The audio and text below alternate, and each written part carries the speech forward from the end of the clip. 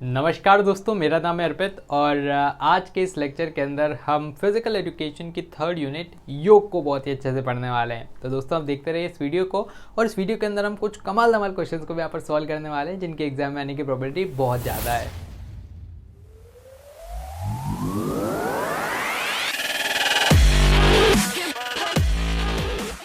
तो आज के इस वीडियो के अंदर हम लेटेस्ट सीबीएसई के सिलेबस के हिसाब से इस चैप्टर को अच्छे से पढ़ने वाले हैं। साथ ही हम यहाँ पर पीवाईक्यू और सैम्पल पेपर को भी अच्छे से सॉल्व करेंगे, जिससे हमारी बहुत ही गजब की तैयारी हो जाएगी और आपको इस चैप्टर के बहुत ही कमाल के और फोटो इंक्लूडेड नोट्स यहाँ पर देखने को मिलेंगे और एकदम फ्री में आप उसको डाउनलोड कर सकते हो। तो आप नीचे दिए गए लिंक्स से उनको डाउनलोड कर लेना, साथ ही आप टेलीग्राम को भी ज्वाइन कर लेना मेरे, ताकि आपको लेटेस्ट अपडेट्स मिल जाए। तो आइए स्टार्ट करते हैं हमारी इस यूनिट को।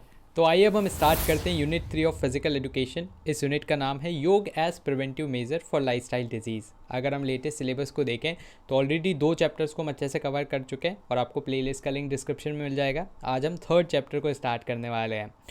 तो ये रहा अपने पास सिलेबस, जिसके अंदर हम ओबेसिटी और उससे रिलेटेड सारे आसन्स को पढ़ेंगे। मैं आपको हर एक आसन का प्रोसीजर, बेनिफिट, कॉन्ट्रडिक्शन भी अच्छे से बताऊंगा। देन इसके बाद हम पढ़ेंगे डायबिटीज़ और उससे रिलेटेड कुछ आसन्स, देन अस्थमा, हाइपरटेंशन एंड अब की बार जो नया एडिशन है वो है बैक पेन एंड अर्थराइटिस। तो इसको भी हम अच्छे से देखेंगे। आपको हालांकि यहाँ पर आसन्स बहुत सारे दिख रहे होंगे और लग भी रहा होगा कि सर कैसे 40-50 आसन्स को हम याद करेंगे, लेकिन खास बात यह है कि बहुत सारे आसन्स का यहाँ पर रिपीटेशन है। मतलब मुश्किल से आपको 12-13 आसन्स पढ़ने हैं और बाकी सब बार बार रिपीट यहाँ पर कर रखे हैं। तो हमें इतना ज़्यादा इसमें लोड नहीं लेना है और मैं आपको बता दूंगा कि सारे के सारे आसन्स याद करने भी नहीं है, कौन कौन से करने हैं वो मैं आपको अच्छे से बता दूंगा। देन इसके बाद हम आगे बढ़ते हैं। तो सीबीएसई के सैम्पल पेपर्स को हम यहाँ पर सॉल्व करेंगे, बहुत इंपॉर्टेंट यार, जिससे हमें सीबीएसई का एक लेटेस्ट ट्रेंड पता लगता है। जैसे ये वाला क्वेश्चन यहाँ पर आया था, शलभासन पोस्ट रेफर करता है, तो हम जब पढ़ लेंगे तो बहुत ही आसानी से हम इसको आंसर कर पाएंगे। देन इसके बाद कुछ बड़े वाले क्वेश्चंस, इनको भी हम अच्छे से सॉल्व करेंगे। देन इसके बाद हम देखेंगे प्रीवियस ईयर क्वेश्चंस। तो बहुत इंपॉर्टेंट है कि यार हम एक बार कंटेंट पढ़ने के पहले और बाद में प्रीवियस ईयर क्वेश्चंस को जरूर से एक बार देख लें। तो उससे क्या होगा कि हमें पता लग जाएगा कि हाँ, हम सही लाइन में तो चल रहे हैं ना, क्योंकि सीबीएसई के प्रीवियस ईयर क्वेश्चंस एक तरह से हमारी गाइडिंग लाइट है। उस गाइडिंग लाइट को देखते हुए हम अपने पाथ को यहाँ पर आगे बढ़ाने वाले हैं, तो या उस पाथ पर चलने वाले हैं। तो इसलिए पीवाईक्यू सॉल्व करना बहुत इंपॉर्टेंट है। जैसे हम इस तरह के क्वेश्चंस को सॉल्व करेंगे, पिछले साल ही ये वाला क्वेश्चन आया था, पहला ही क्वेश्चन था पेपर का, है ना। तो जिन बच्चों ने आसन्स को थोड़ा सा लाइटली लिया था, यहीं से उनका कॉन्फिडेंस कम हो गया था, और जिनने आसन्स को थोड़ा अच्छे से पढ़ लिया था वो यहीं से उनका कॉन्फिडेंस हाई हो गया था। तो पहला ही क्वेश्चन था। देन इसके बाद हम long answer, short answer questions को भी करेंगे। इनमें थोड़ी सी एक दिक्कत आती है कि किस तरह से आंसर्स को फॉर्मेट किया जाए। तो यार उसके लिए मैंने एक किताब को ऑर्डर किया था और वो है सीबीएसई लास्ट 10 ईयर की सॉल्व पेपर, और ये वाली जो किताब है वो ओसवाल गुरुकुल की है।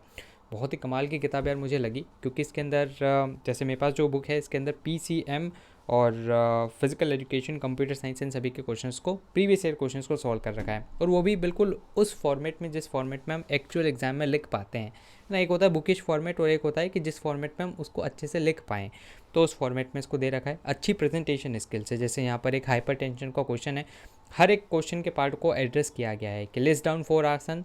पहले तो हाइपरटेंशन क्या होता है बताया गया, क्योंकि लॉन्ग आंसर क्वेश्चन है, 5 मार्क का है। तो हाइपरटेंशन की एक अच्छी सी परिभाषा, फिर उसके बाद 4 आसन को लिस्ट किया गया है। फिर एक्सप्लेन प्रोसीजर करना है अपने को किसी भी एक आसन का। तो पहले ही आसन ताड़ासन, सबसे सिंपल, उसका एक स्टिक डायग्राम बनाया गजब का। फिर ताड़ासन के बारे में थोड़ा सा लिखा और इसको अच्छे से यहाँ पर प्रोसीजर कॉन्ट्रडिक्शन के साथ एक्सप्लेन कर दिया। तो पूरे 5 में से 5 मार्क्स यहाँ पर मिलेंगे। और लैंग्वेज ऐसी है कि जो बिल्कुल हम अगर पढ़ेंगे तो एग्ज़ाम में इसको रेप्लिकेट करके आ पाएंगे। तो गजब की किताब है, आप अगर चाहें तो आप भी इसको ऑर्डर कर सकते हैं, लिंक आपको डिस्क्रिप्शन में मिल जाएगा। और मैंने ये भी देखा है कि इसके अंदर बिल्कुल एरर नहीं है, क्योंकि कई किताबें ऐसी आती है जिसमें भाई साहब एरर ही एरर आती है और गलती से आप उसको लिख के आ गए तो मार्क्स बढ़ने की जगह कम हो जाएंगे। तो अच्छी किताब है, लिंक आपको डिस्क्रिप्शन में मिल जाएगा। देन इसके बाद आगे हम बढ़ते हैं और सबसे पहले हम देखते हैं कि भाई आखिर योग होता क्या है ना। सारी रामायण पढ़ ली, यही नहीं पता प्रभु श्री राम कौन थे। तो योग क्या होता है? योग को एक संस्कृत शब्द युज से डिराइव किया गया है और इसका मतलब होता है ज्वाइन होना या यूनियन।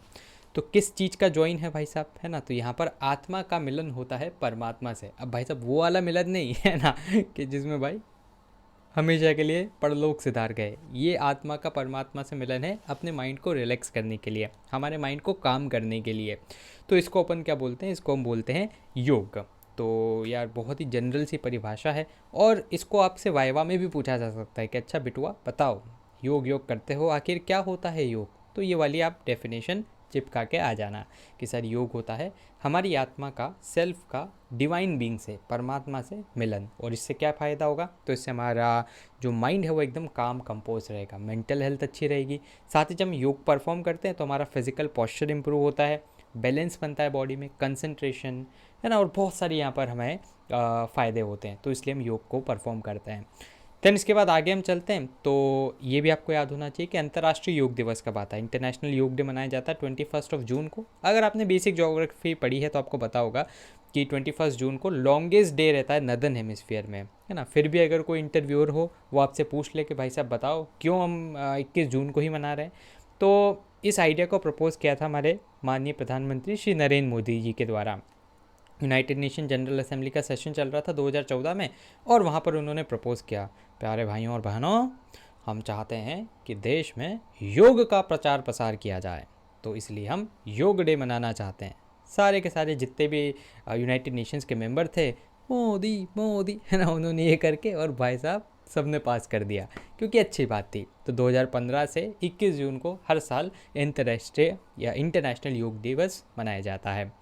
ठीक है, तो ये बेक स्टोरी थी, ये भी मैंने आपको बता दी। और नदर्न हेमिस्फीयर में लॉन्गेस्ट डे रहता है, और वैसे भी अपने भारत में या इंडियन सब कॉन्टिनेंट के अंदर सूर्य भगवान को बहुत ही ज़्यादा माना जाता है ना। आपने देखा होगा संक्रांत का हम त्यौहार मनाते हैं, मकर संक्रांति और ये सारी जो भी चीज़ें रहती है, वहाँ पर सूर्य देवता का एक बहुत ही बड़ा रोल रहता है। साथ ही जो सूर्य है उसके कारण हमारे पूरे पृथ्वी को लाइट मिलती है ना। Then sun is the basic source of energy, ये सारी बातें आपने पढ़ी होगी। तो सन का बहुत ज़्यादा इंपॉर्टेंस है। हम सूर्य नमस्कार करते हैं ना, आपने देखा होगा अगर तारक मेहता, तो जेठा भाई रोज़ सुबह उठ के सूर्य नमस्कार करते हैं। तो इन सारी चीज़ों को मद्देनज़र रखते हुए 21 जून को अंतर्राष्ट्रीय योग दिन मनाया जाता है। देन इसके बाद एलिमेंट्स ऑफ योग क्या होते हैं। देखो ये वाली जो सारी चीज़ें ना शायद ही एग्जाम में डायरेक्ट आपसे पूछी जाए, क्योंकि सिलेबस में डायरेक्ट मेंशन नहीं है, लेकिन अगर योग शब्द मेंशन है ना, तो आपको एटलीस्ट इतना तो पता होना चाहिए ना कि योग क्या होता है। तो इसलिए हम जल्दी से इसको देख रहे हैं। तो योग का मेन काम होता है अपने माइंड पर कंट्रोल पाना। 8 फोल्ड पाथ है ना। एक एंशंट इंडिया के अंदर बहुत ही फेमस संत थे जिनका नाम था महर्षि पतंजलि, है ना। ये बाबा रामदेव वाला पतंजलि नहीं, हालांकि इन्होंने महर्षि पतंजलि के नाम पर अपनी कंपनी का नाम पतंजलि रखा है। तो महर्षि पतंजलि एक संत थे जिन्होंने पहली बार योग शब्द को डिफाइन किया था, स्थिर सुखम आसनम, है ना। इस तरह से उन्होंने योग को डिफाइन किया था, और 8 एलिमेंट्स दिए थे योग के, है ना। बेसिकली कुछ स्टेप्स होनी चाहिए जिससे हम अपना मिलन परमात्मा से कर सकें। तो आत्मा का मिलन परमात्मा से करवाना है तो 8 स्टेप्स आपको फॉलो करनी पड़ेगी। 8 स्टेप्स ये रही, यम नियम आसन प्राणायाम प्रत्याहार धरना ध्यान समाधि। तो एक क्लास 11th में तो हम इसको डिटेल में पढ़ते हैं, लेकिन अभी सिंस सिर्फ एक रफ आइडिया में लेना है। तो यम नियम क्या होता है, बेसिक कोड ऑफ कंडक्ट जो कि आपको फॉलो करने हैं। आसन मतलब एक कंफर्टेबल पोजीशन में बैठना। प्राणायाम मतलब अपनी ब्रीदिंग पर कंट्रोल लाना। प्रत्याहार मतलब एक्सटर्नल सेंसेस पर कंट्रोल पा लेना। धरना मतलब कंसंट्रेशन। ध्यान मतलब क्या होता है, ध्यान के मतलब होता है कि आप मेडिटेट कर रहे हैं। और समाधि मतलब ये वो फाइनल स्टेज है जिसके ऊपर क्या होगा कि आपकी आत्मा का मिलन परमात्मा से हो जाएगा। तो ये 8 स्टेप्स अगर कोई फॉलो कर लेता है तो फिर हम बोलेंगे कि ये व्यक्ति योगी है। ठीक है, देन आगे बढ़ते हैं हम और सिलेबस के पहले टॉपिक पे आ जाते हैं। ओबेसिटी क्या होता है, तो हम आम बोलचाल की भाषा में इसको मोटापा बोलते हैं। जब बॉडी के अंदर जो फैट है उसका लेवल एक्सट्रीम अमाउंट तक इंक्रीज़ हो जाए तो उस कंडीशन को हम ओबेसिटी बोलते हैं। आज की तारीख में तो भाई साहब ओबेसिटी इतनी ज़्यादा फैल चुकी है, जो देखो वही व्यक्ति मोटा हो रहा है। कारण है जंक फूड, है ना। देन उसके बाद हमने क्लास 11th में पढ़ा था एक बॉडी मास इंडेक्स। तो बॉडी मास इंडेक्स के अंदर कुछ नंबर्स होते हैं, जैसे अगर 18 से लेकर 25 के बीच में रहता है तो उसको नॉर्मल बोलते हैं। देन इसके बाद 25 से 30 के बीच में रहता है ओवरवेट बोलते हैं। 30 प्लस हो जाता है तो फिर उसको ओबीस बोलते हैं। तो इस वाली क्लासिफिकेशन को भी आप एग्जाम में लिख के आ जाइएगा। देन फिर क्या कॉजेज़ रहते हैं ओबेसिटी के, सबको पता है, बहुत ही जनरल है। बहुत ज़्यादा खा लेना, फिजिकल एक्सरसाइज नहीं करना, जेनेटिक हो सकता है कि किसी के माता पिता मोटे थे तो बच्चा भी मोटा है। Then diet high in carbohydrate खा लेना, हाई फ्रीक्वेंसी ऑफ ईटिंग, है ना, दिन में 10 बार खाना, कई बार मेडिकेशन से हो जाता है ना। आपने देखा होगा कि मैंने दवाइयाँ बहुत सारी खा ली, इससे मोटा हो गया। देन उसके बाद बहुत सारे साइकोलॉजिकल इफेक्ट्स हो सकते हैं ना, दिमाग में मतलब कुछ डिप्रेशन हो गया, ब्रेकअप हो गया, कुछ हो गया भाई साहब। देन उसके बाद मोटापा आ गया। देन बहुत सारे हेल्थ रिस्क भी रहते हैं यार मोटापे के, आपको डायबिटीज़ हो सकता है। देन कैंसर तक की भी समस्या आपको हो सकती है मोटापे के कारण। देन अर्थराइटिस, जो हम आगे पढ़ेंगे भी, से जोड़ों का दर्द और ये सारी चीज़ें आपको हो सकती है। अब देखो, सिंस हमारे सिलेबस में 30-40 आसन्स दे रखे हैं, तो अगर हम सबके अलग अलग बेनिफिट्स और कॉन्ट्राडिक्शन देखने बैठ गए तो भाई साहब आप मान के चलो कि 10-12 घंटे का लेक्चर हो जाएगा, है ना। तो हम नहीं चाहते इतना लंबा लेक्चर हम ले, और साथ ही एग्ज़ाम पॉइंट ऑफ व्यू से भी इतना कुछ रिलेवेंस है नहीं, है ना, क्योंकि जनरली आसन्स के मैंने कुछ कॉमन बेनिफिट्स यहाँ पर निकाले हैं। ये 6 बेनिफिट्स आप हर एक आसन में चिपका के आ सकते हो। एग्ज़ाम में तो कोई एक आसन आएगा, है ना, ऐसा तो होगा नहीं। 30 क्वेश्चन आए, 30 क्वेश्चन आसन के दे दिए भाई सब CBSE ने। बदला लूँगा तो अब की बार इस बच्चे से ही लूँगा, है ना। तो ऐसा तो होगा नहीं, एक आसन आएगा। तो इसलिए एक कॉमन बेनिफिट्स कर लो भाई साहब, लोड नहीं रहेगा ज़िंदगी में, और ये वाला आसन आप बिल्कुल अच्छे से सेल थ्रू कर जाओगे, है ना, इस वाले चैप्टर से। तो ये 6 बेनिफिट्स है, इसको अच्छे समझ लेते हैं और इनको याद कर लेना, और आप मुझ पर विश्वास करना, इससे बाहर आपको बेनिफिट लिखना नहीं पड़ेगा। बहुत कॉमन बेनिफिट्स हैं। तो पहला है, it is helpful for concentration. हर एक आसन कंसंट्रेशन के लिए हेल्पफुल है। बैक पेन, चेस्ट डिजीज़, है ना, ये सारी चीज़ें, कोई भी 3-4 और डिजीज़ के भी नाम जोड़ दोगे, हर एक आसन से हर एक डिजीज़ क्योर हो जाती है रफली। 10 एनहांस करता है आपकी मेमोरी पावर को, ठीक है, कंसंट्रेशन हो गया, मेमोरी पावर हो गई। 10 महिलाओं से स्पेसिफिक एक पॉइंट हम लिख देते हैं कि मेंस्ट्रुएशन रिलेटेड अगर कोई प्रॉब्लम है वो क्योर होती है। मेंटल स्ट्रेस दूर होता है, वैसा हर एक आसन से होता है। और पोस्चरल कई डिफेक्ट है तो वो भी आपके क्योर हो जाएंगे। तो इस तरह से कॉमन 6 बेनिफिट्स आप इसको याद रख लेना, क्योंकि हर एक आसन के अलग अलग, देखो आप at the end of the day हम ह्यूमन है, हर एक आसन के अलग अलग बेनिफिट याद रख भी नहीं सकते, और स्मार्ट तरीका यही है इस चैप्टर से डील करने का कि एक साथ बेनिफिट याद कर लो। कॉन्ट्राडिक्शन भी 3 मैंने लिखे हैं, एग्जाम में 2 ही लिखने पड़ते हैं, एक बोनस है ना। तो पहला है, जॉइंट पेन अगर है तो आसन परफॉर्म ना करे। कोई भी आसन है, जॉइंट पेन है, परफॉर्म नहीं करना है। देन उसके बाद जिसको स्पाइनल कॉलन की समस्या है, तो लगभग जितने भी आसन से सब में आपको तब तक परफॉर्म नहीं करना है जब तक आपकी स्पाइनल कॉर्ड अच्छी नहीं है। अगर समस्या है तो मत करो। कॉन्ट्राडिक्शन मतलब क्या चीज़ें अवॉइड करनी है। देन उसके बाद जिसको मूवमेंट में डिफ़िकल्टी है वो भी बहुत ज़्यादा केयर और गाइडेंस से इस आसन को परफॉर्म करे। तो बिल्कुल कॉमन पॉइंट्स है ना, हर एक में आप इन कॉन्ट्राडिक्शंस को लिख सकते हैं। अब एक एक करके आसन देख लेते हैं, है ना। पहला आ जाता है ताड़ासन। देखो अब इसमें क्या याद रखना है, थोड़ा सा आप इसके डायग्राम पे फोकस कीजिएगा। अगर डायग्राम पे फोकस कर लिया तो आपका काम बन जाएगा, कुछ नहीं करना है फिर।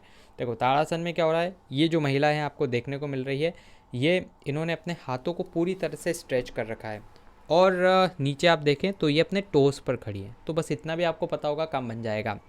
एक और ये याद रखना कि इसको एक और किस नाम से जाना जाता है, तो इसको इंग्लिश में हम पाम ट्री पोज बोलते हैं ना। ताड़, ताड़ मतलब क्या होता है, वृक्ष, और आसन, है ना। तो ऐसा आसन जिसके अंदर आप वृक्ष की तरह खड़े होते हैं, तो ये होता है ताड़ासन।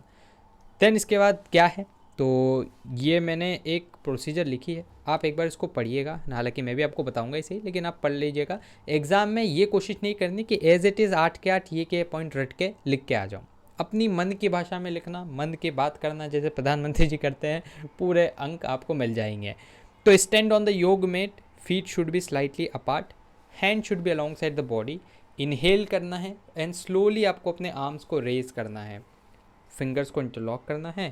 देन उसके बाद feel your body stretching and then look up. Place your body weight on the toes, toes पे आपको पूरे अपने, जैसे आपका पैर फ्लैट है, टोस पे पूरे बॉडी वेट को आपको ले आना है। इस पोज को फ्यू मोमेंट्स के लिए आपको होल्ड करना है और फिर वापस से अपनी सांस को छोड़ना है। तो इस तरह से आप इसकी स्टेप्स लिख सकते हो। एक आध स्टेप ऊपर नीचे भी कर दोगे कोई दिक्कत नहीं है, ठीक है। एग्जामिनर इतना स्ट्रिक्ट नहीं होता है इसमें। बस हाँ, ताड़ासन में मत्स्य आसन बना के आ गए तो भाई सब मार्क्स कटेंगे, इसलिए मैंने बोला कि आप इमेज पे खास ध्यान रखना कि किस तरह का वो है। देन इसके बाद अगला आ जाता है कटी चक्रासन, है ना, बहुत ही आसान है। इंग्लिश नाम अगर याद रहा तो भाई साहब इसकी स्टेप्स यूँ ही बना लोगे आप। स्टैंडिंग स्पाइनल ट्विस्ट पोज, क्या करना रहेगा, पहले खड़े हो, एक हाथ यहाँ रखो और अपनी स्पाइन को घुमा लो, सर को पीछे घुमा लो। तो इस तरह से हो जाएगा आपका क्या, कटी चक्रासन, ठीक है। तो इसकी स्टेप्स है, stand with both legs and feets apart, then raise both the arms to the shoulders, है ना, while raising the arms inhale, now exhale and twist the body to the left. एक बार लेफ्ट में twist करना है, एक बार right में twist करना है। जैसे यहाँ पर हाथ रखा, लेफ्ट में ट्विस्ट कर लिया, यहाँ पर हाथ रख के राइट में ट्विस्ट कर लिया। तो स्पाइनल ट्विस्ट है ये। After a while inhale, come back original position और रिपीट करना है। तो ये हो जाएगा आपका क्या, कटी चक्रासन। ये और समस्याओं में भी आपको ये वाला आसन देखने को मिलेगा। फिर पवन मुक्तासन, भाई साहब सबसे आसान है, पवन को मुक्त करना है ना।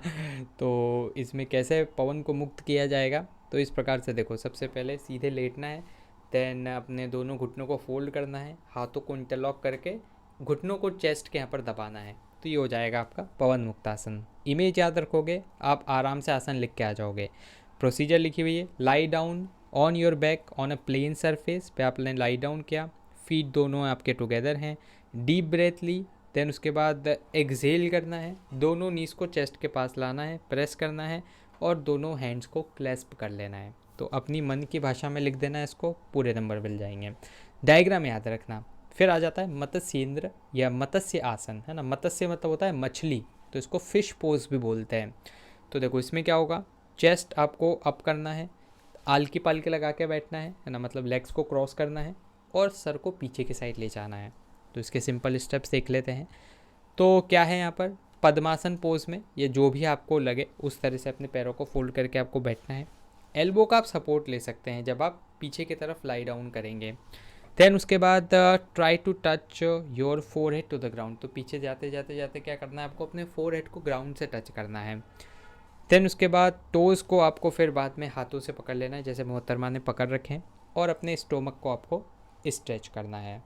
तो ये हो जाएगा मत्स्य आसन। फिर आ जाता है हल आसन, है ना। हल देखो यहाँ पर, हल जो किसान लोग खेत में चलाते हैं ना हल, उस तरह का शेप यहाँ पर क्रिएट हो रहा है। तो सबसे पहले तो आपको सीधे लेटना है, फिर उसके बाद आपको क्या करना है, अपनी एब्डोमिनल मसल को लिफ्ट करना है। तो आप पहले सीधे लेटे, फिर उसके बाद अपने आपके लोअर बॉडी को यूँ ऊंचा उठाया, ठीक है। तो फॉर एग्जांपल यहाँ पर ये मोहतरमा ने क्या किया होगा, अपनी लोअर बॉडी को पहले पूरा ऊंचा उठाया होगा, सीधा का सीधा।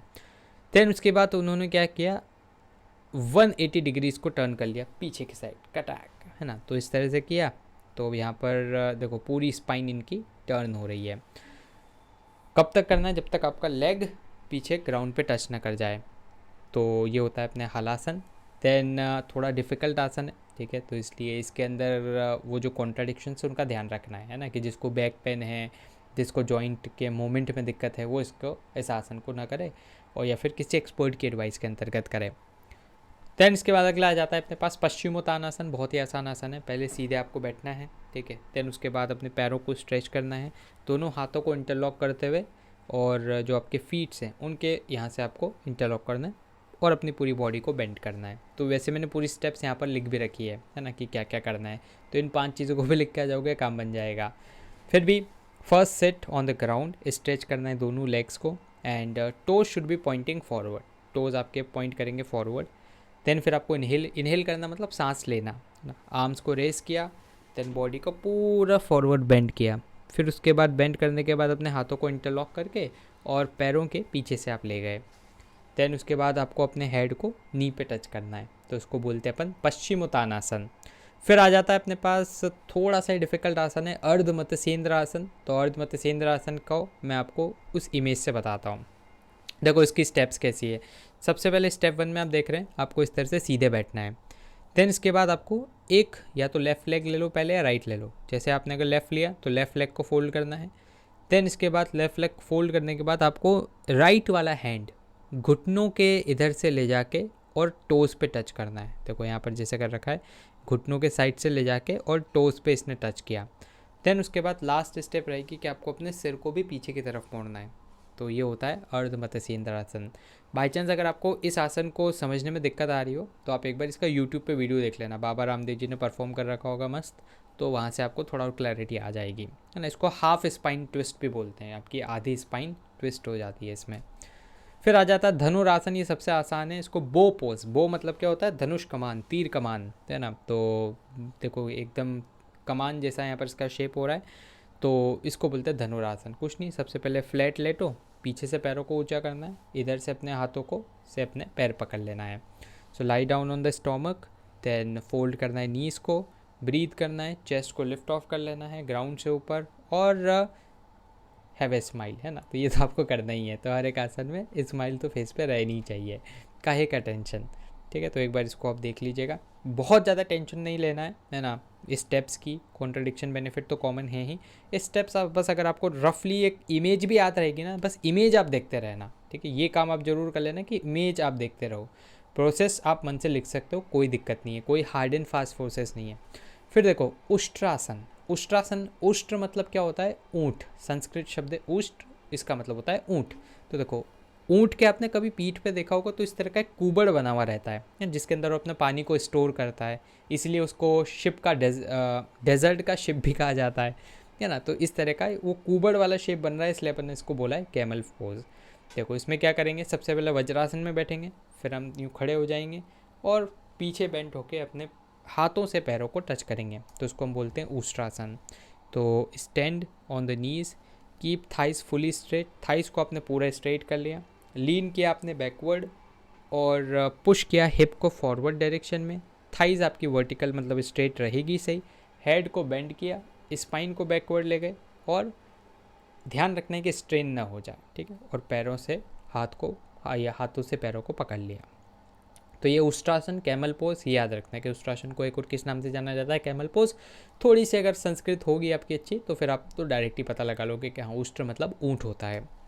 फिर आ जाता है सूर्य भेदन, भाई साहब बहुत ही आसान है, बाबा रामदेव जी इसको करते रहते हैं, है ना। कपाल भाती, इसको अपन बोलते हैं अनुलोम विलोम, है ना, अनुलोम विलोम, अल्टरनेट नॉस्ट्रिल ब्रीदिंग, इसी को बोलते हैं अपन सूर्य भेदन।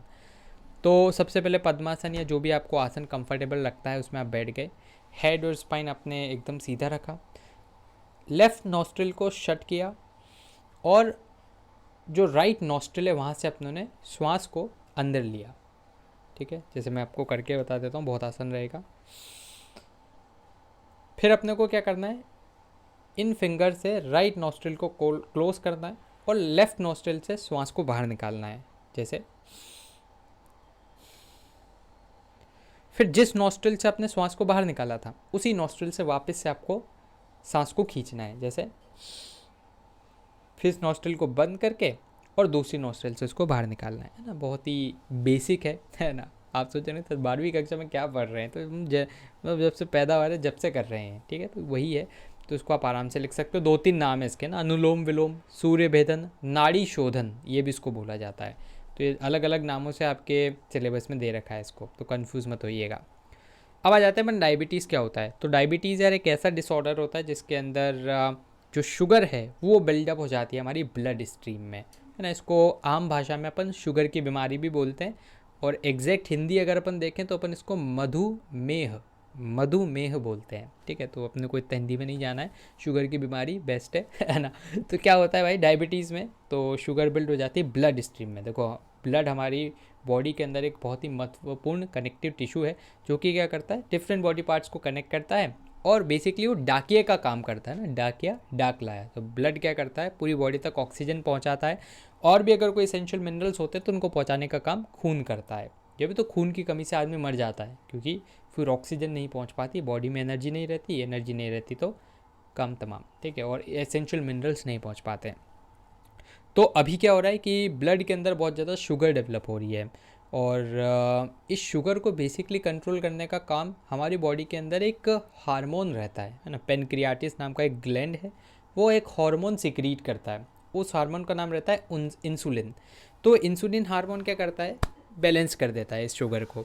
लेकिन अगर हमारी बॉडी के अंदर ये जो पेनक्रियाटिस ग्लैंड है ये proper amount of insulin produce ना कर पाए तो फिर क्या हो जाएगा, जो शुगर बिल्ड हो रही है होती जाएगी और फिर वो हमें नुकसान पहुंचाएगी, ठीक है। तो कारण क्या है कि इंसुलिन इनफ प्रोड्यूस नहीं हो रहा है। ये एक मेटाबॉलिक डिसऑर्डर इसको बोलते हैं। मेटाबॉलिक मतलब क्या होता है कि खाने से रिलेटेड है, पाचन प्रक्रिया से रिलेटेड है ना, मेटाबॉलिज्म से रिलेटेड है।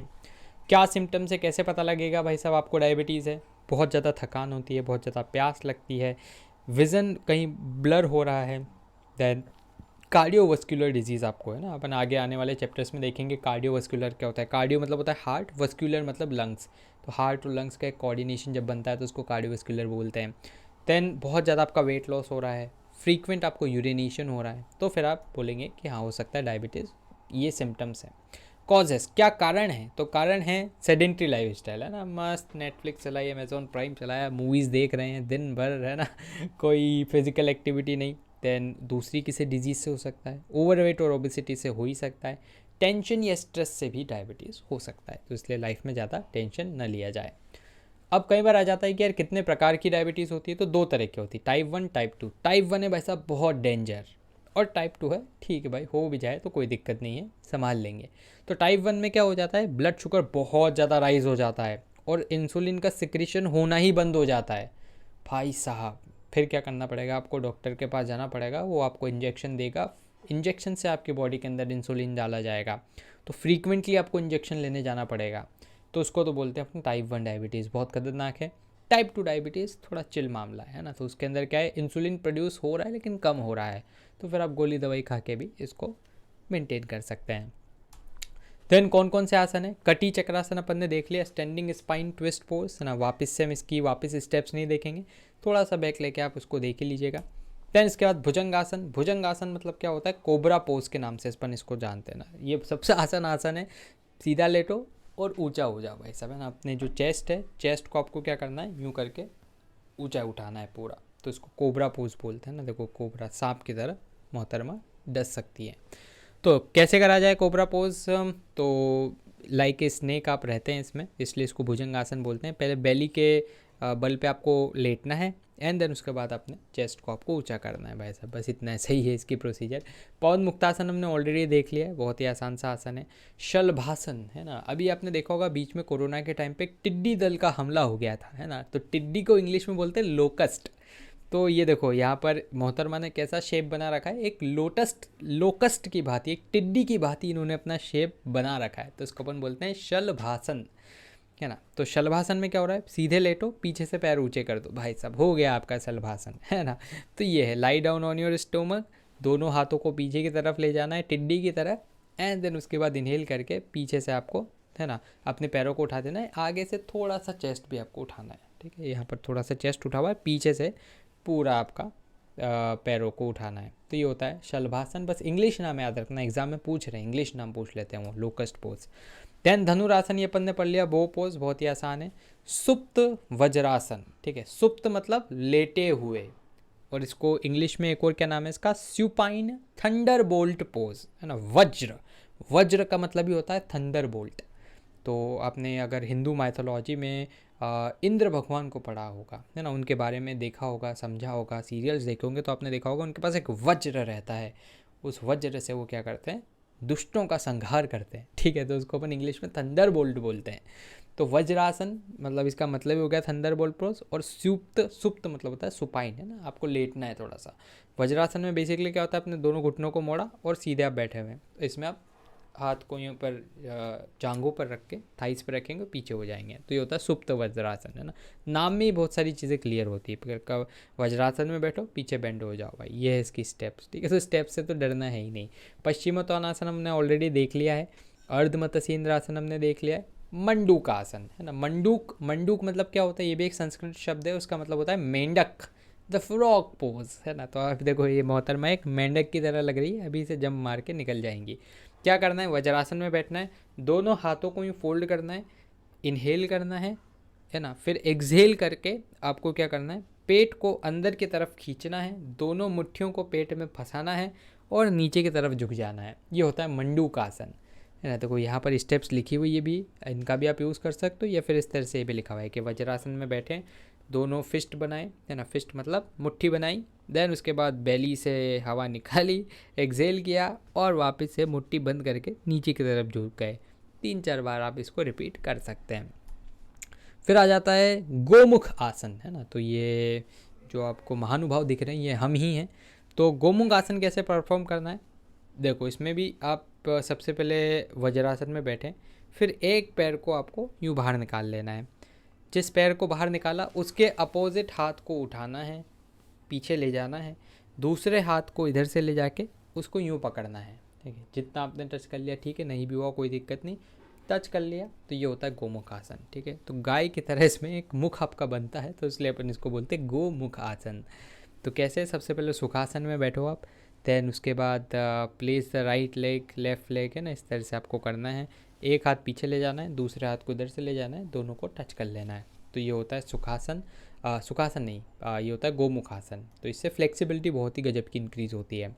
फिर कुछ योग मुद्राएं हैं है ना, तो योग मुद्राएं में अपन देख लेते हैं। जैसे पहले आ जाता है प्राण मुद्रा, तो एक अंगूठा लो, इधर से 2 उंगली ली, इसको यूँ जोड़ लिया, ये होता है प्राण मुद्रा। फिर ज्ञान मुद्रा है ना, बोलते हैं ना ज़्यादा ज्ञान मत दे, ठीक है। तो उसमें आपने देखा होगा कई बार ये ना आपने मंदिरों में ज़रूर देखा होगा कि जो भगवान की मूर्तियाँ रहती है उनके अंदर आपको इस तरह के बने हुए दिखेंगे ना, उनकी उन डिफरेंट मुद्राओं को उन्होंने धारण किया हुआ रहता है। जैसे जब वो ज्ञान दे रहे होते हैं तो ज्ञान मुद्रा है ना। देन उसके बाद सूर्य मुद्रा, तो ये इस तरह से सूर्य मुद्रा। फिर उसके बाद और कौन सी हो जाती है, फ्लाइंग लोटस। देन वायु मुद्रा, फिर ये हो जाती है शील्ड। फिर शून्य मुद्रा, यहाँ से क्वेश्चन न के बराबर ही आते हैं, मैंने तो आज तक कभी देखे नहीं, है ना। अपन मुद्रा, देन पृथ्वी मुद्रा। तो इस तरह से एक बार रफ आइडिया ले लेना, है ना। हो सकता है कि ये आपसे क्वेश्चन ऐसे पूछ ले, इसकी इमेज दे और आपसे पूछ ले ये कौन सी मुद्रा है, ठीक है। इस मुद्रा को एक्सप्लेन करने के लिए कभी क्वेश्चन नहीं आएगा, लेकिन गलती से अगर क्वेश्चन आया तो इस मुद्रा का फ़ोटो देख कर आपसे पूछ लेगा कि कौन सी मुद्रा है। तो इसलिए एक बार रफ आइडिया ले लेना है इसका, ना। इसकी स्टेप्स पढ़ने मत बैठ जाना गलती से। फिर उष्ट्रासन, उष्ट्रासन अपन ने देख ही लिया, कैमल पोज, ऊँट की तरह आपका कुबड़ निकलती है। कपाल भाती है, ओ भाई साहब, है ना, ये सबसे फेमस है। अगर कोई योग करता है तो दो तो उसको आती है, एक ये वाला अनुलोम विलोम, कपाल भाती। कपाल भाती को हम इंग्लिश में रैपिड एक्सलेशन भी बोलते हैं ना। इस तरह का आपने देखा ही होगा, घर पे जनरली बड़े बुजुर्ग आस्था चैनल लगा के रखते हैं, उस पर सुबह सुबह बाबा रामदेव जी कपाल भाती करते हुए आपको मिल जाएंगे। कपाल भाती कैसे करते हैं, तो आपको स्ट्रेट बैठना है, एक्सहेल करना है, इनहेल अपने आप हो जाता है, एक्सहेल करना है, इनहेल अपने आप हो जाता है, ठीक है। तो इसको बोलते हैं अपन कपाल भाती। भाई आप जन्मों जन्मांतर से इसको करते आ रहे हो, है ना, तो बेनिफिट और बाकी सारी चीज़ तो आप लिख ही लोगे, है ना। स्टेप्स में यहाँ से देख लेना थोड़ा सा, वरना अपने मन से बना के लिख दोगे, मिल जाएगा मार्क्स। और यहाँ पर लिखा हुआ भी है ना, तो ये वाले सारे पॉइंट्स को भी आप लिख सकते हो। देन इसके बाद अगला आ जाता है बीमारी, वो है अस्थमा, है ना। इन सभी को लाइफ स्टाइल डिजीज़ भी हम बोलते हैं, क्योंकि डे टू डे लाइफ में हमें जनरली हो जाती है। तो अस्थमा लंग्स की डिजीज़ है, फेफड़ों की बीमारी है। कोरोना भी फेफड़ों की बीमारी थी। तो इसमें क्या होता है, जब आप सांस लेते हो तो सांस आपकी ब्लॉक होने लगती है, ब्रीदिंग में डिफ़िकल्टी रहती है, और आपके जो एयरवेज रहते हैं जहाँ से सांस अंदर जाती है वो स्वेलिंग हो जाती है वहाँ पे। इससे कफिंग, स्नीजिंग, विस्लिंग, है ना। आपने देखा होगा कई बार लोग बाग बोलते हैं, बोलते बोलते नाक से सीटी बज जाती है ना। तो ये भी एक लक्षण है अस्थमा का। और शॉर्टनेस ऑफ ब्रेथ होती है ना, सांस लेने में दिक्कत आती है। कॉमन सिम्टम्स क्या है कि कफिंग होगी, हैवी ब्रीदिंग होगी, चेस्ट टाइट होना स्टार्ट हो जाएगा, फटीग, थकान होगी, हाथों में दर्द होगा, फीट, शोल्डर्स, बैक, सब जगह दर्द आपको देखने को मिलेगा। क्या क्या कारण है, तो डस्ट, है ना। आपने देखा होगा शहरों में अस्थमा की बहुत ज़्यादा समस्याएं देखने को मिलती है, क्योंकि वहाँ पर डस्ट, स्मोक, पोल्यूशन, ये सब बहुत ज़्यादा वहाँ पर रहते हैं, तो इससे अस्थमा होता है। कई बार आपने देखा होगा कि अगर कोई अस्थमा का मरीज है ना, तो उसके आसपास पेट एनिमल्स को भी नहीं ले जाया जाता है, खासकर कुत्ता बिल्ली को, है ना, क्योंकि उनके बाल झड़ते हैं, और वो बाल झड़ के वहाँ पर से क्या हो सकता है कि उनके एयरवेज को ब्लॉक कर दें, तो इसलिए उसका भी ध्यान रखा जाता है। देन इसके बाद आगे अपन चलते हैं, कौन से आसन है, ताड़ासन, ताड़ासन ट्री पोज, इसको हमने देख लिया है। देन अगला है ऊर्ध्व हस्तोत्तान आसन, है ना। तो बेसिकली आपका जो हस्तासन रहता है वही है, ऑलमोस्ट ये सिमिलर है ताड़ासन से। ऊर्ध्व मतलब खड़े होके करना, तो किसी भी कार्य को अगर आप खड़े होके करते हो तो उसको बोलते हैं ऊर्ध्व, है ना। अगर किसी के आगे ये ऊर्ध्व शब्द लग जाए तो घबराना नहीं है, इसका मतलब होता है खड़े होके काम किया जा रहा है ना। हस्तासन, अब हस्तासन में क्या होता है, दोनों हाथ को ऊपर ले जाओ, जय राम जी की कर दो ना, प्रणाम कर दो ऊपर जाके, और यूँ ऊपर देखना है, सीधे खड़े हुए हो, हाथों को ऊपर ले गए और ऊपर देख रहे हो, तो ये होता है हस्तासन, ठीक है। सो डीप इनहेल करना है, आर्म्स को रेस करना है, देन उसके बाद अपने आर्म्स को ऊपर स्ट्रेच करना है, और इस प्रकार से आपका ये वाला आसन हो जाएगा। इसकी बेसिक स्टेप्स यहाँ पर भी लिखी हुई है। इसको अपवर्ड सैल्यूट पोज बोलते हैं ना, तो ऊपर आसमान को आप क्या कर रहे हो, सैल्यूट कर रहे हो। देन ओ भाई साहब क्या गजब का आसन है, इसका नाम है उत्तान मंडूकासन, है ना। तो मंडूकासन देखो, थोड़ा बहुत आपको ये फ्रॉक की तरह दिख रहा होगा, है ना। एक फ्रॉक पोज अपन ने पहले पढ़ा था मंडूकासन, और ये क्या है, उत्तान मंडूकासन। तो आगे क्या जुड़ चुका है, उत्तान। पहले अपन क्या कर रहे थे, दोनों मुट्ठियों को दबा के अंदर की तरफ करके नीचे झुक रहे थे। अब की बार क्या करेंगे, ऊ ला ला ला, दोनों हाथों को यूँ क्रॉस करना है, ठीक है, पीछे की तरफ करना है, तो उसको बोलते हैं उत्तान मंडूकासन। इसकी स्टेप्स यहाँ पर लिखी हुई है, मंडूकासन वाली लगभग सारी स्टेप्स है, बस आगे की तरफ झुकने की जगह और मुट्ठी बनाने की जगह हाथों को क्रॉस करके यूँ बैठना है। तो start by sitting in Vajrasana से स्टार्ट करेंगे, थंडरबोल्ट जो पोज था, comfortable, and then spread the knees, थोड़े से नीज को वाइड कर लेंगे, जैसे आपको इसमें इमेज में दिख रहा है, आर्म को रेस किया और देन उसके बाद बैक और नेक को स्ट्रेट किया, ठीक है, और be in the position for few breaths और जब तक आप कंफर्टेबल हैं। देन भुजंगासन अपन ने देख लिया, कोबरा पोज या स्नैक पोज, धनुरासन वो पोज हमने देख लिया, उष्ट्रासन केमल पोज हमने देख लिया, वक्रासन ट्विस्टेड पोज हमने देख लिया, है ना, नहीं वक्रासन देखना है। तो देखो वक्रासन में क्या करना है, सबसे पहले आपको सीधे बैठना है, एक पैर को आपने उठाया, दूसरे इधर से आपने हाथ इसका इधर लाया और पीछे की तरफ आप मुड़ गए, तो इसको अपन बोलते हैं वक्रासन। तो देखो इसकी स्टेप्स क्या है, बेंड द राइट लेग, एक लेग को बेंड किया, नी आपकी स्ट्रेट है, एंड देन उसके बाद इनहेल किया, लेफ्ट हैंड जैसे राइट आपने बेंड किया फीट तो लेफ्ट हैंड लिया और वहाँ से आप घुटने के पास से उसको ले गए, एक्सेल थोड़ा सा आपने ट्विस्ट किया पीछे की साइड, है ना, लगभग ये अपन ने जो पढ़ा था अर्ध मत्स्येंद्रासन तो उसके आसपास ही ये वाला पोज है, द ट्विस्टेड पोज।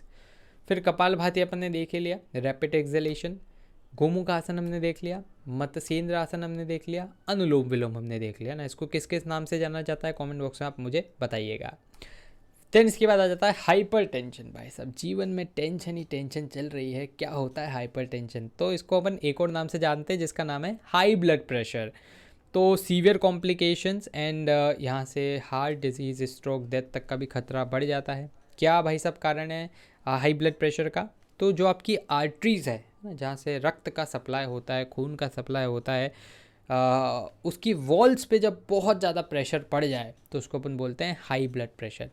तो रीज़न हो सकते हैं इसमें, उम्र के साथ साथ ये हो सकता है जेनेटिक, ओबेसिटी है ना, इसलिए बोलते हैं मोटापा बहुत ज़्यादा दिक्कत करता है ना, आपकी आर्टरीज पे वो प्रेशर डालता है उसको छोटी कर देता है। अब जैसे आपकी आर्टरीज पे प्रेशर जाएगा वो छोटी होंगी, दबेंगी, तो बहुत ज़्यादा प्रेशर वहाँ पर अप्लाई होगा। देन ये सारे जो फैक्टर्स हैं इनसे हाई ब्लड प्रेशर देखने को मिलता है। देन दो यहाँ पर बातें होती है, एक होता है सिस्टोलिक और एक डायस्टोलिक, है ना। आप कभी भी बीपी चेक करवाने जाएंगे तो बोलेगा आपका बीपी 120/80, 140/90। तो भाई साहब क्या है ये दो दो वैल्यू कौन बताता है ना, आप कंफ्यूज नहीं होना है, ठीक है। तो क्या होता है, हार्ट का मेन फंक्शन है प्योर ब्लड को सप्लाई करना various parts of the body में, और आर्टरीज का वहाँ से इस्तेमाल किया जाता है। आर्टरीज मतलब एक पाइप जिससे ब्लड सप्लाई हो रहा है, ठीक है। अब ब्लड क्या करता है, लूप डूप करता है, एक बार ब्लड कंप्रेस होता है, एक बार ब्लड रिलैक्स करता है। तो जब ब्लड कंप्रेस होगा, ठीक है, तो heart contract, it pushes the blood through the blood vessels. तो जब हार्ट कंप्रेस होगा तो बहुत स्पीड से ब्लड को छोड़ेगा भाई साहब ब्लड वेसल से। तो जब स्पीड बढ़ेगी, बहुत स्पीड से जाएगा, प्रेशर से जाएगा, तो वॉल्स पर ज़्यादा प्रेशर अप्लाई होगा, तो उसको हम बोलते हैं सिस्टोलिक ब्लड प्रेशर। फिर एक बार क्या होगा, हार्ट रिलैक्स होगा, कॉन्ट्रैक्ट हुआ फिर रिलैक्स हुआ, तो जब हार्ट रिलैक्स होगा थोड़ा सा प्रेशर कम हो जाएगा, तो उसको अपन बोलते हैं डायस्टोलिक। जब हम मेज़र करते हैं ना इसको ब्लड प्रेशर को, तो अपन mm/Hg, Hg मतलब होता है मर्क्यूरी, है ना। आपने देखा होगा वो एक स्पाइगनोमेनोमीटर रहता है ना, डॉक्टर जो रहता है वो क्या करता है, यहाँ एक पट्टा बांधता है, एक भोंपू टाइप रहता है, उसको दबाता है, पुछ पुछ पुछ पुछ, है ना, या जो भी है फुस फुस फुस, जो जैसे भी आप साउंड निकालो वो दबाता है, और फिर वहाँ पर वो जो डिवाइस है उसमें वो मर्क्यूरी का पारा ऊपर नीचे होता है, तो वो भी मैं आपको शायद फ़ोटो होगा तो बता दूंगा। तो उसको बोलते हैं ब्लड प्रेशर, है ना। तो सिस्टोलिक मतलब जब कंप्रेस होता है, जैसे 120/80, तो 120 होगा सिस्टोलिक, 80 होगा डायस्टोलिक। तो ये देखो ये होता है वो भोपू वाला मशीन, तो इसमें ये साइड में जो स्केल है मर्क्यूरी वाला स्केल है। तो 120/80 ये क्या रहता है, नॉर्मल ब्लड प्रेशर रहता है, जबकि अगर रीडिंग्स 140 और 90 के बियॉन्ड निकल जाती है तो उसको अपन हाइपरटेंशन बोलते हैं। इसके कौन से आसन है, ताड़ासन हमने देख लिया, Kati Chakrasana, then the raised leg pose, है ना, ये है अपने पास उत्थान पाद आसन। तो देखो क्या था, पाद मतलब होता है पैर, उत्थान मतलब रेस करना, ठीक है। तो एक ऐसा पोज या एक ऐसा आसन जिसके अंदर आप अपने पैरों को रेस कर रहे हो। इसका एक उल्टा अपन ने पढ़ा था टिड्डी वाला, है ना। तो इसमें उस टिड्डी वाले में अपन उल्टे लेटे हुए थे, इसमें सीधे लेटे हुए हैं, और पहले सीधे लेटना है, पैरों को ऊंचा करना है, हो गया भाई साहब इसकी स्टेप्स, है ना। तो ये है अपने पास Uttanpadasana, the raise leg pose. तो lie down on the back, then flex your elbows, then tilt the crown of your head to make touch the floor. आपको मतलब अपने माथे को टच करना है फ्लोर पे, डीप ब्रेथ लेना है, लेग्स को रेस कर देना है। फिर आ जाता है अर्ध हलासन। देखो हलासन में आप क्या कर रहे थे, ये पैर उठा के पूरा पीछे ले गए, इसमें क्या है आधा ही हलासन करना है ना, हम आलसी हैं तो आधा ही करेंगे। तो कैसे करना है, सीधे लेटो और 90 डिग्री पर पैर ऊंचे उठा दो ना, 180 पे नहीं ले जाना है। इसमें हलासन में 180 पे ले जा रहे थे। देन सरल मत्स्येंद्र आसन है ना, ये मत्स्य आसन ये सेम है, सरल वो भी सरल ही था ना, बस नाम में आगे सरल लगा दिया, तो उससे कोई आसन चेंज नहीं होगा, सेम है। फिर गोमुख आसन हमने देख लिया है, उत्तान मंडूकासन देख लिया है, वक्रासन हमने देख लिया, भुजंग देख लिया, मकरासन है ना, ये सबसे आसान है, इसको अपन बोलते हैं क्रोकोडाइल पोज है ना। आपने देखा होगा क्रोकोडाइल बहुत सुस्त जानवर रहता है ना, आप कभी जू में जाओगे तो भाई पड़ा रहेगा 1 घंटे ऐसे का ऐसे पानी में पड़ा रहेगा बिना हिले। तो ये है सुस्त वाला पोज है ना। आपने देखा होगा जब भी आपको सुस्ती आती है टीवी देखना है तो इस तरह से आप बैठ जाते हो ना सुस्ती में टीवी देखने तो इसलिए इसको बोलते हैं क्रोकोडाइल पोज या मकरासन। ये एक प्रकार का आसन भी है, ठीक है। तो क्या है इसमें, देखो सीधे लेटना है और यूँ करके बैठ जाना है बस भाई, तभी हो जाता है मकरासन। फिर शवासन, ये सभी का फेवरेट पोज रहता है, इसको अपन कॉप्स पोज भी बोलते हैं ना, कॉप्स मतलब डेड बॉडी, तो सीधे लेट जाना है डेड बॉडी की तरह, इसको बोलते हैं शवासन। अब इसकी स्टेप्स कोई पूछ ले, मैंने तो बता देना कि फ्लैट आपको लेटना है, दोनों आर्म्स को आपको साइड बाय साइड रखना है, कंसंट्रेट करना है अपने हेड को, बॉडी को रिलैक्स करना है, और बिल्कुल you will feel like a dead body, तो इसलिए इसको शवासन भी बोलते हैं, है ना। हाइपर टेंशन रिलीज करने के लिए बहुत इंपॉर्टेंट है। फिर नाड़ी शोधन, नाड़ी शोधन मैंने आपको बताया था कि ये किसका नाम है, अनुलोम विलोम का नाम है, सूर्य भेदन, नाड़ी शोधन और अनुलोम विलोम। देन शीतली प्राणायाम, तो इसको बोलते हैं कूलिंग पोज है ना। तो इससे क्या होता है, जब भी आप अपने टंग को इस तरह से ट्विस्ट करके हवा को अंदर की तरफ सक करते हो तो इससे बॉडी कूल हो जाती है। शीतल है ना, आपने सुना होगा शीतल जल, ठंडा पानी, तो शीतलीकरण मतलब अपनी बॉडी को शीतल करना, तो ये शीतली प्राणायाम होता है। देन उसके बाद अगला आ जाता है जो कि है बैक पेन एंड अरेथराइटिस। तो आजकल ये भी समस्या हो चुकी है ना, बच्चे घंटों पढ़ते रहते हैं, जेई नीट की तैयारी करते हैं, यूपीएससी की तैयारी करते हैं और बैक पेन उनको हो जाता है। तो back pain is felt in the backbone and यहाँ पर क्या होता है, एक्यूट पेन है ना, बहुत ही तीखा दर्द होता है और ये कई बार थोड़े लंबे ड्यूरेशन के लिए भी हो जाता है। Then pain originates from the muscles, nerves, bones and joints. तो आपके जो पीछे बैक है तो उसमें muscles, nerves, bones and joints से आपको पेन हो सकता है। जनरली क्यों होता है, because of the strained muscle. Disc में अगर कोई दिक्कत हो जाती है, रप्चर डिस्क। अर्थराइटिस जोड़ों के दर्द के कारण हो सकता है।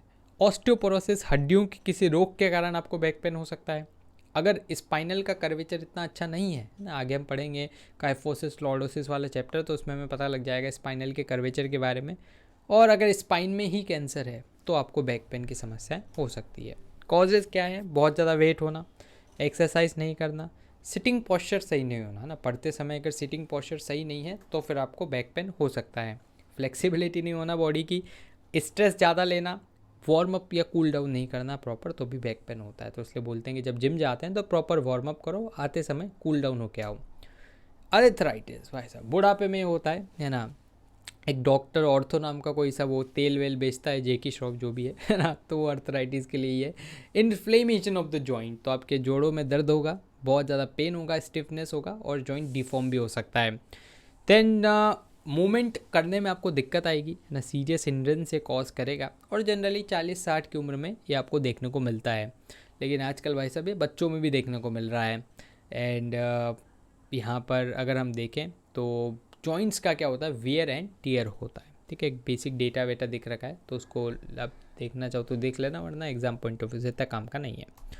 फिर बैक पेन एंड अर्थराइटिस से रिलेटेड अगर हम आसन्स को देखें तो भाई साहब अगर आप इन 11 आसन्स को देखोगे एक बार, तो 11 में से 10 आसन हम देख चुके हैं ना, सेम वही है जो हमने आगे देखे हैं, सिर्फ एक नया आसन है और वो है भद्रासन, ठीक है। तो ये जो भद्रासन है ये क्या होता है ये देख लेते हैं। भद्रासन को अपन बोलते हैं द ग्रेशियस पोज, है ना, बिल्कुल भाई साहब शांति से बैठना। तो कैसे करते हैं, sit on the floor with the leg stretched, fold करना है दोनों लेग्स को एंड यूज़ करना है हैंड को to hold the toes of the feet, leg should rest on the ground, बिल्कुल हल्की पालकी लगा के बैठे, दोनों हाथ से अपनों ने टोज को पकड़ लिया और यही होता है अपने पास क्या, द भद्रासन या फिर द ग्रेशियस पोज, ठीक है। बिल्कुल आप एक रहता ना ग्रेशियसनेस, एक ग्रेस रहना किसी की बॉडी में, तो वो होता है अपने पास ग्रेशियस पोज। अब PYQs देख लेते हैं। तो आइडेंटिफाई करना है कौन सा आसन है, देखो इस तरह से आप कोबरा की तरह ऊंचे हो रहे हो तो ये है भुजंग आसन, तो option number A is the answer. Then यहाँ पर अपने को बताना है 4 आसन जो कि आप हाइपर टेंशन के लिए यूज़ कर सकते हो ना। तो अपन ने 10-11 आसन पढ़े, कोई भी 4 आप लिख सकते हो। तो देखो क्या करना, जिन जिन में जो कॉमन आसन है, जैसे बैक पेन में 11 के 11 में से 10 आसन कॉमन थे, तो कॉमन वाले याद कर लेना है ना। देखो एग्जाम में ऐसा तो होगा नहीं कि हाइपर टेंशन भी आ गया, अस्थमा भी आ गया, ओबेसिटी भी आ गया, बैक पेन 5 के 5 आ गए, एक आएगा बस। तो कॉमन वाले आसन याद करें, उनके बेनिफिट्स याद कर लिए, है ना। तो आपको बस इतने मेहनत करनी पड़ेगी कि चारों में से कॉमन कौन सा आसन है, चारों में से कॉमन आसन निकालना, जो 4 आसन कॉमन हो, और आराम से मिलेंगे आपको 4 आसन जो हर एक उसमें होंगे, तो वो 4 निकालना, उनको याद कर लेना, उनके स्टिक डायग्राम बना लेना, और उनके बेनिफिट्स, मतलब बेनिफिट्स कॉन्ट्रडिक्शन तो सेम ही है, ठीक है। तो जैसे यहाँ पर आपको 4 आसन लिस्ट डाउन करना, और लिखना सिर्फ एक के बारे में ना, एग्जाम में तो और एक के बारे में ही लिखना रहेगा। तो 4 में से एक को एकदम परफेक्ट करके जाना है कि भाई साहब ये तो आएगा तो नींद में भी लिख दूंगा, तो भाई साहब आपका आसन में कभी भी दिक्कत नहीं आएगी। जैसे कैसे लिखना है, 4 आसन लिखे हमने, फिर प्रोसीजर है ना। जैसे ताड़ासन, थोड़ा सा ताड़ासन के बारे में कि वर्ड ताड़ासन कहाँ से आया, संस्कृत वर्ड ताड़ से आया, जिसका मतलब होता है माउंटेन या ट्री। देन इसके बाद आपने क्या करते हैं यहाँ पर, है ना, प्रोसीजर आपने लिख दिया कि स्टैंड होना है, फिर हाथ ऊँचे करने हैं, है ना, टोस पे खड़ा होना है, हाथ को क्रॉस करना है, ऊँचा उठाना है, ये लिखे। और कॉन्ट्राडिक्शन जो अपन ने कॉमन वाले देखे वो लिख देना। चाहो तो आप इसमें बेनिफिट्स अगर घुसाना चाहो तो घुसा सकते हो, हालांकि क्वेश्चन में पूछा नहीं था, है ना, तो नहीं भी लिखोगे तो चल जाएगा। फिर विच आसन helpful for maintaining blood pressure, तो यहाँ पर अपन ने देखा था हाई ब्लड प्रेशर को नॉर्मल रखना है तो शवासन करो भाई साहब, बेस्ट आसन है, ऑप्शन नंबर ए। सैम्पल पेपर के क्वेश्चंस देखे तो ये आसन आइडेंटिफाई करना है ना। इसमें देखो क्या हो रहा है, पाद को मुक्त करना है ना, या सॉरी पाद को क्या मुक्त करना है, हाँ मतलब मुक्त करना है किसी चीज़ को, पवन को, है ना, तो पवन मुक्त आसन, तो यहाँ पर क्या हो जाएगा, ए, पवन मुक्त आसन इसका नाम है। शलभासन पोज को एक और किस नाम से जानते हैं, तो अपन ने देखा था शलभासन जो पोज है ना, या तो उसको आप बोल सकते हो टिड्डी वाला पोज, है ना, तो या तो लोकस्ट पोज। अब सिंस यहाँ पर लोकस्ट ऑप्शन में नहीं है, तो लोकस्ट से ही मिलता जुलता क्या रहता है, ग्रास हॉपर रहता है ना, तो इसको अपन ग्रास हॉपर पोज भी बोलते हैं। तो थोड़ा सा दिमाग लगा लेना वहाँ पर ना कि टिड्डी से मिलता जुलता कौन है इसमें, तो वो है ग्रास हॉपर पोज। देन इसके बाद डिस्कस करना है, ये अपन ने अभी देखा, PYQ में भी आया था, हाइपर टेंशन और मत्स्य आसन के बारे में बताना है। तो मत्स्य आसन हमने अच्छे से देखा है ना, तो उसको आप उसके बारे में लिखना, उसके प्रोसीजर और कॉन्ट्राडिक्शन क्या होता है। फिर यहाँ पर पूछा गया अर्ध मत्स्येंद्र आसन क्या होता है, आराम से बता सकते हैं। अस्थमा क्या होता है, लंग्स की दिक्कत, और 2 आपको यहाँ पर आसन लिखने, उनके बेनिफिट्स लिखने। देन एडमिनिस्ट्रेशन कैसे किया जाता है, पवन मुक्त आसन, है ना, अपन ने अभी देखा उस क्वेश्चन में पवन मुक्त आसन, तो उसका कॉन्ट्राडिक्शन और स्टिक डायग्राम आपको बनाना है। तो ये सैम्पल पेपर में क्वेश्चन आया था। देन क्या पॉसिबल कॉजेज हैं ओबेसिटी या मोटापे के, तो देखो जन्मजात हेरिडिटी से हो ही सकता है, और ज़्यादा अगर आप खाओगे, एक्सेसिव ईटिंग करोगे तो भी हो सकता है, तो option number D. Fast metabolism से नहीं होगा ना, क्योंकि अगर आपका पाचन तंत्र अच्छा है तो फिर ओबेसिटी के चांसेस कम हो जाएंगे। फिर आसन के नाम बताना है, पहला है भुजंग आसन, सेकंड है त्रिकोण आसन, थर्ड है पश्चिमोत्तानासन, और फोर्थ है अर्ध मत्स्येंद्र आसन। तो इतने जल्दी आपको बताना है एग्जाम में, है ना, ये वो है सैम्पल पेपर में आया था क्वेश्चन।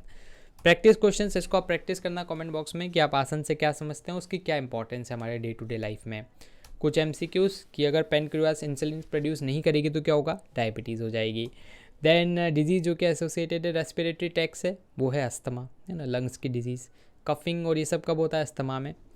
प्रेशर अगर आपका इंक्रीज़ करता है तो उसको बोलते हैं हाइपरटेंशन, हाई ब्लड प्रेशर। योग सूत्रा में आसन का मतलब क्या, मैंने आपको बताया था, महर्षि पतंजलि ने बताया था, स्थिर सुखम आसनम, ऑप्शन ए। देन युग, जो योग है उसको संस्कृत शब्द से डिराइव किया है, जिसका नाम क्या है, युज, है ना। इसका मतलब क्या होता है, जल्दी से आप कमेंट बॉक्स में बताइएगा युज का मतलब। देन ओबेसिटी का मतलब क्या होता है, जब बहुत ज़्यादा फैट एक्यूमुलेट हो जाता है बॉडी में। और अच्छा आप मुझे कमेंट बॉक्स में बताइएगा कि BMI कितना होना चाहिए, किससे ज़्यादा होता है तो ओबेसिटी कहलाता है। तो ये था इस चैप्टर के अंदर। तो फिलहाल के लिए इस वीडियो में इतना ही। मुझे उम्मीद है कि आपको वीडियो पसंद आया होगा। अगर आपके कोई भी डाउट्स हों, सवाल या सुझाव हो, तो आप जरूर से उसको कमेंट बॉक्स में लिख दीजिएगा। दोस्तों मैंने आपके लिए एक इंपॉर्टेंट क्वेश्चन को भी पिन कर रखा है कमेंट बॉक्स के अंदर, तो आप उसका भी आंसर दीजिएगा। और आप हमारे चैनल को भी सब्सक्राइब कर लीजिएगा, क्योंकि इससे हमें और भी ज़्यादा मोटिवेशन मिलता है आपके लिए वीडियोस बनाने के लिए। सब्सक्राइब बटन के पास बने एक बेल आइकन को आप जरूर से दबा दीजिएगा, ताकि हमारे चैनल के लेटेस्ट नोटिफिकेशंस आपसे मिस ना हो। तो दोस्तों धन्यवाद, जय हिंद, जय भारत।